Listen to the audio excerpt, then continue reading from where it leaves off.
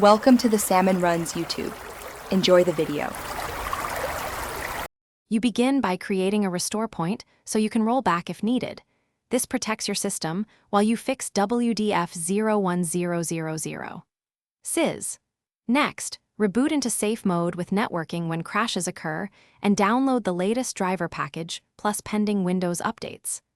Once done, note which device or recent install triggered the error and open Device Manager. This gets you straight to the problematic driver and lets you replace or roll back the offending driver with minimal downtime. Now you repair the driver. In Device Manager, uninstall the device and check Delete Driver software when relevant, or choose Roll Back Driver if an update caused the problem. Then use pnputl to remove orphan driver packages or dism to add a signed replacement. These tools ensure the kernel driver matches the expected version. After replacing files, run sfc/scano and dism/online/cleanupimage/restore-health to repair system files so Windows loads double. Finish by rebooting normally and confirming the system no longer faults on WDF01000.sys.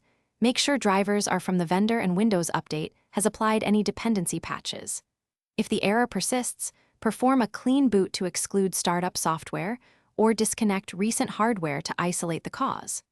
Finally, examine Event Viewer and Minidump files for specific error codes and callouts, because those details tell you whether to replace hardware, update firmware, or escalate to the device maker for a signed driver fix.